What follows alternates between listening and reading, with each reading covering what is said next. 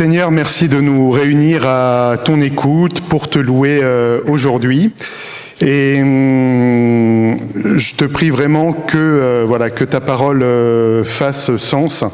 Et merci Seigneur de ne pas nous laisser errer sans boussole. Donc Seigneur, emplis ce temple de ton Esprit Saint et merci de te révéler à travers ta parole. Amen. Frères et sœurs, comme je disais, on poursuit cette semaine la série de prédications donc sur les changements de nom dans la Bible. Il y a 2 semaines, Joël a évoqué Simon, que Jésus a renommé Pierre. Aujourd'hui, on va s'intéresser à un autre disciple qui a laissé plusieurs lettres qu'on trouve dans la Bible, l'apôtre Paul. Alors, l'histoire de sa conversion et du début de son ministère est évoquée dans le livre des Actes des Apôtres, où l'on apprend qu'il portait le nom de Saul. Alors, on aura l'occasion d'y revenir. Précisons déjà qu'il ne s'agit pas à proprement parler d'un changement de nom. On verra aussi que la bascule entre l'emploi du nom Saul et l'emploi du nom Paul intervient à un moment crucial du livre des Actes des Apôtres. Il s'agit tout simplement de l'envoi en mission, du premier voyage missionnaire de l'apôtre Paul. À travers ce passage de Saul à Paul, c'est donc quelque part la question de la mission qui va nous intéresser aujourd'hui. Tout d'abord, une définition. On va prendre le Larousse. Le terme mission exprime, quand on parle de faits religieux, une organisation visant à la propagation de la foi. Donc on voit que bien sûr il y a la mission, comme on entend parler, des missionnaires qui vont en terre difficile et en terre non chrétienne porter la parole, parfois au péril de leur vie, mais il y a des choses aussi beaucoup plus quotidiennes quand nous-mêmes sommes confrontés dans notre semaine à des environnements hostiles à la foi chrétienne. Comment manifester que nous sommes enfants de Dieu dans ces conditions ? C'est bien une propagation de la foi dont il est question tout au long du livre des Actes des Apôtres. Notre Seigneur lui-même donne, si j'ose dire, le plan de marche à ses apôtres peu de temps avant son ascension. On peut lire dans le livre des Actes, au 1er chapitre, verset 8, « Vous recevrez une force quand l'Esprit Saint descendra sur vous. Vous serez alors mes témoins à Jérusalem, dans toute la Judée et la Samarie et jusqu'au bout du monde. » C'est exactement ce qui s'est passé. En fait, les Actes nous racontent tout d'abord la Pentecôte et l'effusion de l'Esprit Saint à Jérusalem, l'accroissement de l'Église du Seigneur qui compte bientôt des milliers de disciples à Jérusalem. La mission s'est ensuite étendue avec les apôtres en Judée, puis en Samarie. Le message de l'Évangile se propage encore et assez rapidement, la ville d'Antioche, située dans l'actuelle Turquie, accueille une communauté chrétienne importante. C'est là que partira le premier voyage missionnaire de l'apôtre Paul. Aux alentours de l'an 46-47, Paul, qui se fait encore appeler Saul, et Barnabas sont donc envoyés en mission vers les nations et prennent la mer avec comme première destination l'île de Chypre. Et c'est là que nous lisons dans le livre des Actes, au chapitre 13, les 12 premiers versets. Dans l'église d'Antioche, il y avait des prophètes et des enseignants. Barnabas, Siméon surnommé le Noir, Lucius de Cyrène, Manaën, compagnon d'enfance d'Hérode, qui régnait sur la Galilée, et Saul. Un jour, pendant qu'ils célébraient le culte du Seigneur et qu'ils jeûnaient, l'Esprit Saint leur dit « Mettez à part Barnabas et Saul pour l'œuvre à laquelle je les ai appelés. » Alors, après avoir jeûné et prié, ils posèrent les mains sur eux et les laissèrent partir. Barnabas et Saul, ainsi envoyés en mission par l'Esprit Saint, se rendirent en Séleucie, d'où ils partirent en bateau pour l'île de Chypre. Quand ils furent arrivés à Salamine, ils annoncèrent la parole de Dieu dans les synagogues juives. Ils avaient avec eux Jean-Marc pour les aider. Ils traversèrent toute l'île jusqu'à Paphos. Là, ils rencontrèrent un magicien appelé Bar-Jésus, un juif qui se faisait passer pour un prophète. Il vivait auprès du gouverneur de l'île, Sergius Paulus, qui était un homme intelligent. Celui-ci fit appeler Barnabas et Saul, car il désirait entendre la parole de Dieu. Mais le magicien Élymas, tel est son nom en grec, s'opposait à eux et cherchait à détourner de la foi le gouverneur. Alors Saul, appelé aussi Paul, rempli de l'Esprit Saint, fixa son regard sur lui et dit « Tu es plein de ruse et de méchanceté, fils du diable, ennemi de tout ce qui est bien. Ne cesseras-tu jamais de vouloir détourner les volontés du Seigneur qui sont droites ? Maintenant, écoute, la main du Seigneur s'abat sur toi, tu seras aveugle et tu ne verras plus la lumière du soleil pendant un certain temps. » Aussitôt, les yeux d'Élimas s'obscurcirent et il se trouva dans la nuit. Il se tournait de tous côtés, cherchant quelqu'un pour le conduire par la main. Quand le gouverneur vit ce qui était arrivé, il devint croyant. Il était impressionné par l'enseignement du Seigneur. Jusqu'ici, la parole de Dieu. Alors, frères et sœurs, à partir de ce texte, on va voir trois points qui peuvent intéresser la mission. Tout d'abord, on va voir qu'il n'y a pas de profil type pour répondre à l'appel de la mission, justement. Deuxièmement, on va voir que la mission nécessite un discernement vis-à-vis de ce qui peut entraver la diffusion de l'Évangile. Et enfin, nous verrons que la mission ne doit pas oublier que l'autorité et la puissance viennent du Seigneur et non du missionnaire. Le début du texte d'aujourd'hui montre une église qui a déjà beaucoup évolué, moins de 15 ans à peu près, après la crucifixion et la résurrection de Jésus. L'église a évolué sur 2 points.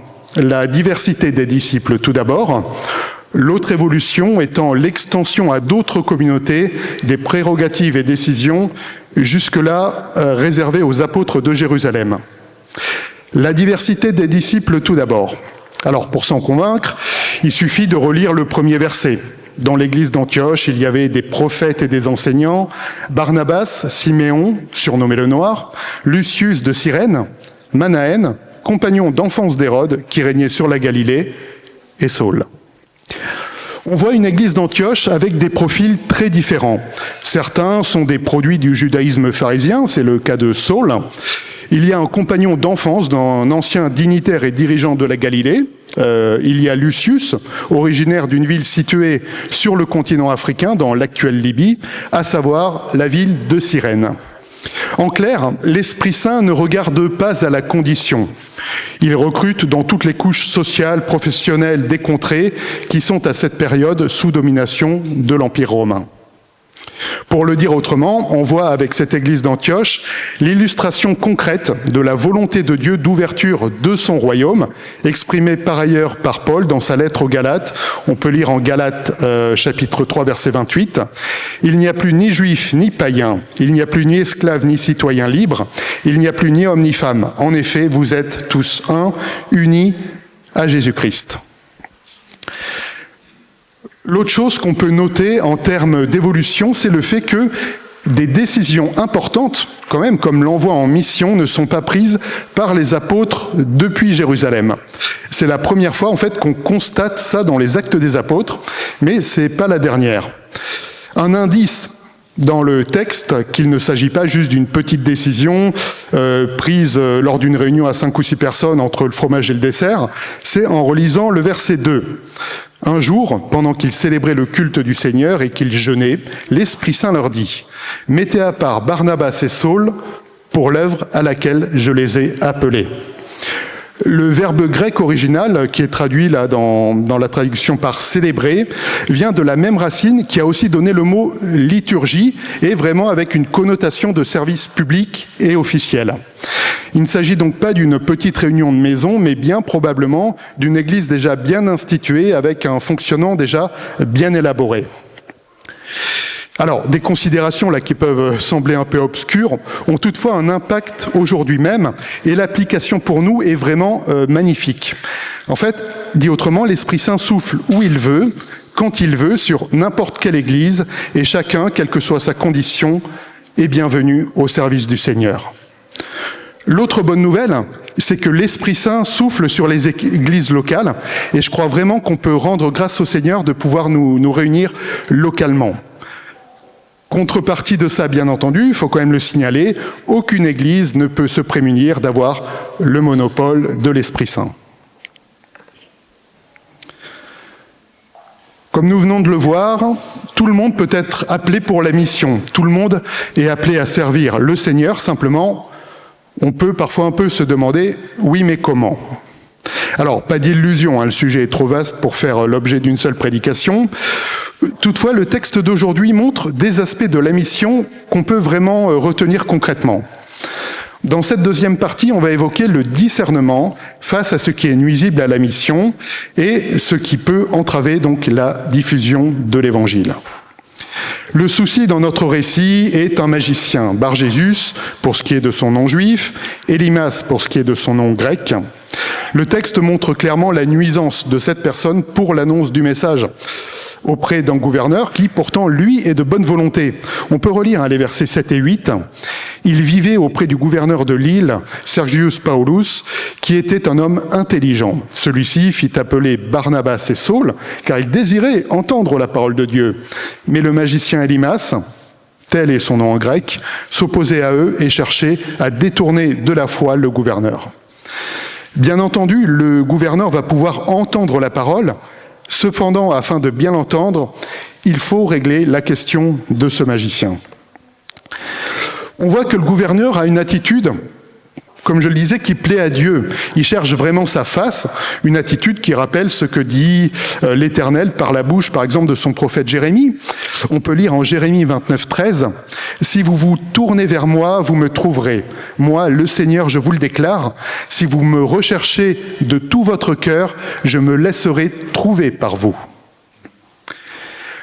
Comme on va le voir, il peut être salutaire de s'attaquer à la cause d'un problème, de l'identifier clairement pour mieux en arrêter la nuisance. Dans notre texte, il s'agit donc d'un magicien, de magie. Pour illustrer la chose pour notre quotidien, je vous propose 2 illustrations. Imaginez une personne qui veut rééquilibrer son alimentation, qui se rend dans un restaurant kebab et qui dit « Bonjour, je vais prendre un kebab XXL complet avec supplément grande frites, fromage fondu sur les frites, sauce samouraï dans le sandwich, sauce biggie et mayonnaise pour les frites, et avec ceci en boisson, juste un Coca Light parce que vous comprenez, je surveille mon poids. » Alors, bon, c'est caricatural, mais ça a le mérite d'illustrer que la bonne volonté et le bon diagnostic ne suffisent pas. Si on ne s'en prend pas à la cause d'un souci, le problème demeure. Pire, on peut parfois s'inventer des solutions pour se donner bonne conscience qui, effectivement, soulagent notre conscience, mais ne soulagent que ça. Un peu moins trivial, un pasteur canadien, Gaëtan Brassard, que vous connaissez peut-être, il est assez réseaux sociaux compatible, a sur le même sujet développé une image que je trouve très pertinente. Alors, c'est un pasteur canadien, donc je n'emploierai pas des noms de villes canadiennes, je vais mentir à des choses qu'on connaît, mais je vous le retranscris. Imaginez-vous prendre la route au volant pour une semaine de vacances, dans le sud de la France, pour vous ressourcer. Passer le péage de Saint-Arnoux, soudain, panique. Mince, je me souviens que j'ai laissé les restes des crevettes d'hier soir et les côtes de bœuf dans la poubelle. J'espère que ça va pas trop sentir quand on va rentrer. Bon, finalement, passer le péage de Saint-Arnoux, la rame de se retaper les bouchons, c'est l'heure de pointe. Vous dites, on verra plus tard. Vous revenez après votre belle semaine de vacances. Quand vous rentrez chez vous, donc une semaine plus tard, sans surprise, vous trouvez dans la maison une odeur de décomposition avec un nuage de moucherons au-dessus de votre poubelle. Qu'allez-vous faire ? Est-ce que vous allez laisser les poubelles à leur place et vider une bouteille de Fébraise tout en essayant de liquider un à un les moucherons avec une tongue pour taper ta mouche ? Bien sûr que non. Le bon sens vous dit de commencer par vider la poubelle, c'est-à-dire vous attaquer au problème avant d'apporter les touches cosmétiques, donc de mettre du Fébraise et de liquider les derniers moucherons qui restent. Ça semble évident avec les 2 exemples que j'ai donnés, et je pense qu'on peut sans mal voir un parallèle spirituel. Une grâce que nous avons est d'être au bénéfice de la révélation de Dieu avec les livres de la Bible. Nous sommes au bénéfice du ministère de l'Esprit Saint. Tout ça fait que nous sommes dotés d'un élément important pour la mission, le discernement. Sans ce discernement, sans la capacité que Dieu nous donne d'identifier ce qui est bien et ce qui est mal, et au-delà des crevettes et des côtes de bœuf pourries, ce qui plaît à l'Éternel et ce qui lui déplaît, il y a fort à parier que nous ne pourrions pas nous attaquer efficacement aux problèmes que nous rencontrons. Après avoir vu l'universalité de la mission chrétienne, chacun est appelé, Après nous être intéressés au discernement, je vous propose, dans une dernière partie, de parler de l'autorité et de la source de toute puissance, le Seigneur lui-même. C'est ici, dans cette confrontation qui se produit au début de l'expansion de l'Évangile à travers le monde, que la bascule est opérée. Saul est appelé Paul. On va relire les versets 9 et 10.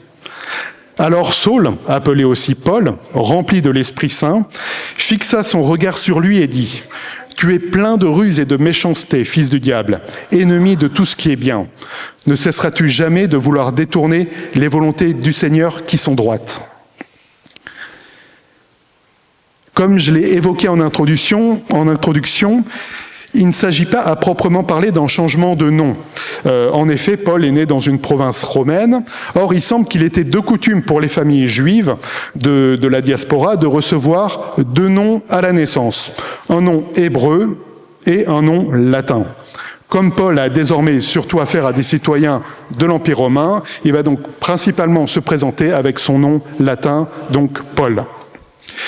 Et quelque part, il y a un acte prophétique à l'emploi de ce nom latin, celui de montrer que le mandat confié par Jésus-Christ, celui de faire des disciples de toutes les nations, est une réalité qui s'est accomplie et nous savons qui s'accomplit encore par la grâce de Dieu. Pour être quand même complet, signalons tout de même une interprétation minoritaire, alors à laquelle personnellement je souscris pas, mais que je vous communique pour information, qui est de dire que Saul a choisi au pied levé son prénom pour correspondre à celui du gouverneur romain dont il est question, Paulus. Donc Paulus, c'est Paul en fait en version romaine, quoi. Alors, attention, personnellement, je ne doute pas du clin d'œil providentiel qui est de faire en sorte que Saul/Paul se soit retrouvé face à un gouverneur appelé lui aussi Paul. Dieu est maître de l'histoire, ça, il n'y a pas de souci. En revanche, il est probable, comme l'entend plutôt le consensus d'interprétation à ce sujet, que Saul avait reçu son nom romain Paul dès sa naissance et ne l'a pas inventé de toutes pièces face au gouverneur. Comme nous l'avons relu au verset 10, Paul ne prend pas de gants pour pointer du doigt la nuisance d'Élimas le magicien, disant de lui qu'il veut détourner le gouverneur de la volonté du Seigneur, volonté qui, elle, est droite. En fait, c'est pas la première opposition, si peut-être vous vous souvenez, à un magicien qu'on rencontre dans le livre des Actes.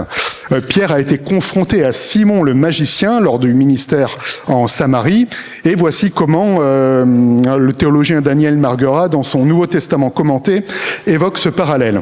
Ouvrez ces guillemets. L'affrontement avec le magicien juif fait penser à celui de Pierre avec Simon le mage en Samarie. Il s'inscrit dans le cadre du rapprochement systématique de Pierre et Paul dans le livre des Actes. On assiste à la même parole prophétique d'autorité, à la même dénonciation de la perversion morale de l'adversaire. Fermez ces guillemets. Il convient ici de rappeler que Paul est fidèle à la sévérité envers les œuvres du diable, déjà manifestées par notre Seigneur Jésus. Écoutez et rappelez-vous ce que dit Jésus à ses contradicteurs, ce qu'on peut lire dans l'évangile de Jean au chapitre 8 et au verset 44. Des paroles violentes quand même. Jésus dit ceci, « Vous avez pour père le diable et vous voulez faire ce que votre père désire. Il a été meurtrier depuis le commencement, il ne s'est jamais tenu dans la vérité parce qu'il n'y a pas de vérité en lui. Quand il dit un mensonge, c'est en accord avec son caractère parce qu'il est menteur et père du mensonge. » Paul indique clairement donc d'où vient son autorité, elle vient de Dieu. Bien entendu, c'est Paul qui s'adresse au magicien, c'est lui qui présente l'évangile au gouverneur, cependant, la puissance et l'autorité viennent de Dieu.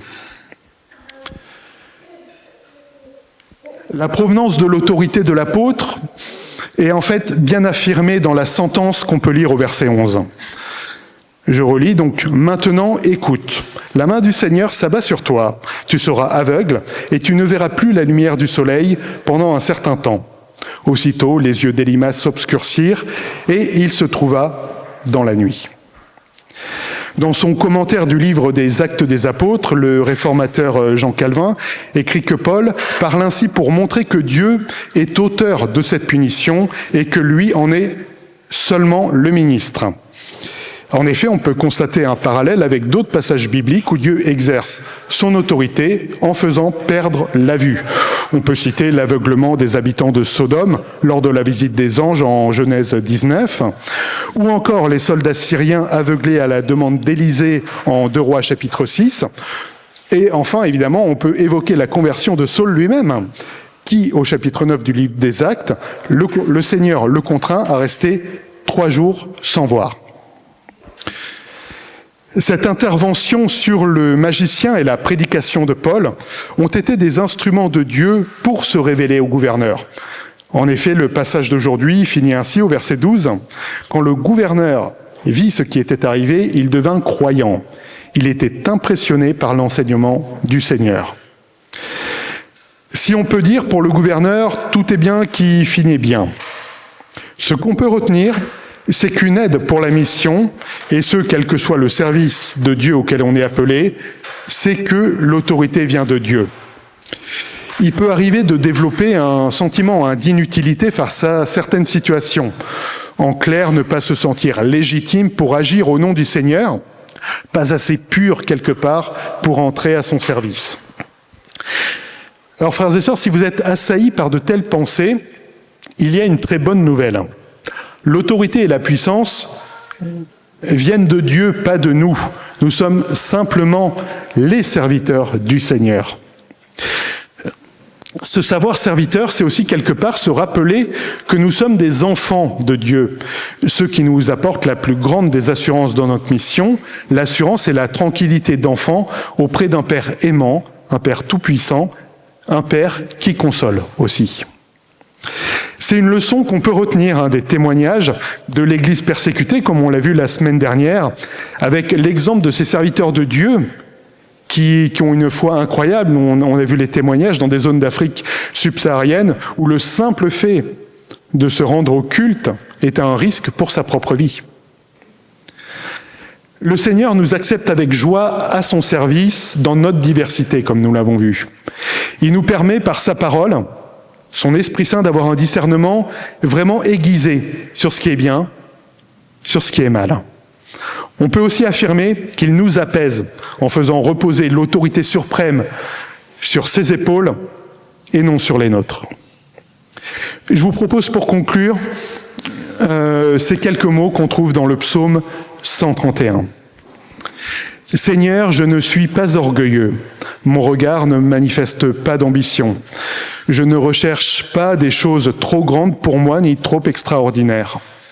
Au contraire, je reste calme et tranquille, comme un jeune enfant apaisé près de sa mère. Comme cet enfant, je suis apaisé. Israël compte sur le Seigneur dès maintenant et toujours. Amen.